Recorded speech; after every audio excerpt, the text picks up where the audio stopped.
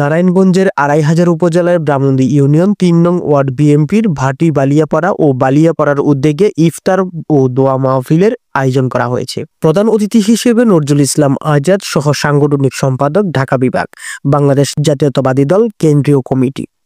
বিশেষ অতিথি হিসেবে উপস্থিত ছিলেন ডাক্তার মোহাম্মদ মনির হোসেন, সভাপতি, ব্রাহ্মণদী ইউনিয়ন বিএনপি। সম্মানিত অতিথি হিসেবে উপস্থিত ছিলেন মোহাম্মদ কাশেম মিয়া, সহসভাপতি, ব্রাহ্মণদী ইউনিয়ন বিএনপির, মোহাম্মদ সিরাজুল ইসলাম, সহসভাপতি, ব্রাহ্মণদী ইউনিয়ন বিএনপি, মোহাম্মদ আমজাদ হোসেন, সহ সাধারণ সম্পাদক, ব্রাহ্মণদী ইউনিয়ন বিএনপির, মোহাম্মদ নাইম মিয়া, সহ সাংগঠনিক সম্পাদক, রফিকুল ইসলাম কন্ট্রাক্টর, কালাম মিয়া, জয়নাল আবেদিন, শাহিন মিয়া, ফিরোজ মিয়া, আইনাল হক ভুইয়া। আমন্ত্রিত অতিথি হিসেবে উপস্থিত ছিলেন মোহাম্মদ ইসমাইল মিয়া, সভাপতি, ব্রাহ্মণদী ইউনিয়ন ১ নং ওয়ার্ড বিএনপির, মোহাম্মদ হান্নান মিয়া, আর অনেকেই উপস্থিত ছিলেন। এ সময় মনির ডাক্তার বলেন, বাংলাদেশ জাতীয়তাবাদী দল বিএনপির সাংগঠনিক সম্পাদক, ঢাকা বিভাগ, ২৫০০ থানা বিএনপির ৭ লক্ষ মানুষের নয়নের মণি, ২৫০০ থানা বিএনপির একমাত্র অভিভাবক জনাব নজরুল ইসলাম আজাদ সাহেবের নির্দেশনায়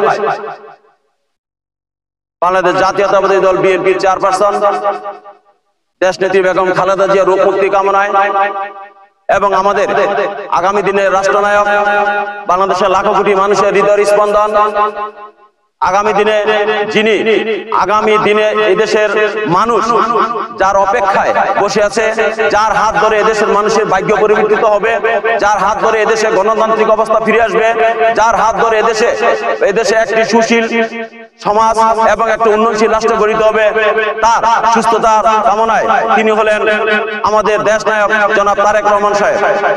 ওনাদের রোগ মুক্তি ও দীর্ঘায়ু কামনায় জনাব নজরুল ইসলাম আজাদ সাহেবের নির্দেশনায় বিএনপি ৩ নং ওয়ার্ডের সৌজন্যে আজকের ইফতার ও দোয়া মাহফিলের সম্মানিত সভাপতি, ৩ নং ওয়ার্ড বিএনপির সভাপতি জনাব ফজলুর রহমান সাহেব, আমাদের মধ্যে উপস্থিত ব্রাহ্মণদী ইউনিয়ন বিএনপির সহসভাপতি কাশেম মিয়া, সংগ্রামী সাথী ও বন্ধুগণ, এটা রমজান মাস।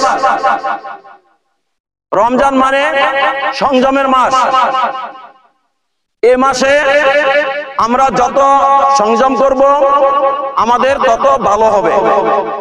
সংযম মানে কথাবার্তার সংযম, পাপ থেকে আমরা বিরত থাকব, অন্যায় কাজ থেকে বিরত থাকব, আমরা আল্লাহর ধ্যানে মগ্ন থাকব। অতীতে আমাদের যে ভুল ত্রুটি হয়েছে সেই ভুল ত্রুটির জন্য আমরা আল্লাহ তাআলার কাছে ক্ষমা চাইব। আজকে এই রমজান মাসে আমরা এখানে যারা উপস্থিত হয়েছি,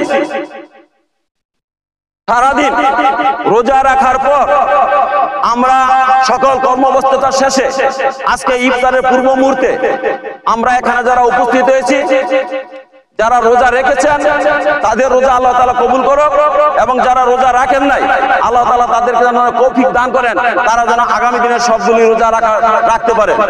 আমি সকলকে জনাব নজরুল ইসলাম আজাদ সাহেবের পক্ষ থেকে এবং ব্রাহ্মণদী ইউনিয়ন বিএনপির পক্ষ থেকে পবিত্র রমজান মাসের সুসংবাদ ও শুভেচ্ছা জানাচ্ছি। সংগ্রামী উপস্থিতি, আজকে রমজান মাস থেকে আমাদের শিক্ষা গ্রহণ করতে হবে। রমজান যেমন আমাদের সংযম হতে শিক্ষা দেয়, আমাদের অন্যায় কাজ থেকে বিরত রাখে, আল্লাহমুখী করে আমাদেরকে, ঠিক আজকে এই রমজানের অনুপ্রাণিত হয়ে আমরা যারা বিএনপি করি বা জাতীয়তাবাদী দল করি, আমাদেরকে আজকে রমজানের মতো আগামী দিনে আমাদেরকে আমাদের ভাই ভাইয়ের মধ্যে কোনো দ্বন্দ্ব থাকা যাবে না, আমাদের দলীয় লোকদের ভিতরে কোনো দল থাকা যাবে না, কোনো ব্লক থাকা যাবে না, আমাদের ভিতরে কোনো কোন্দল থাকবে না।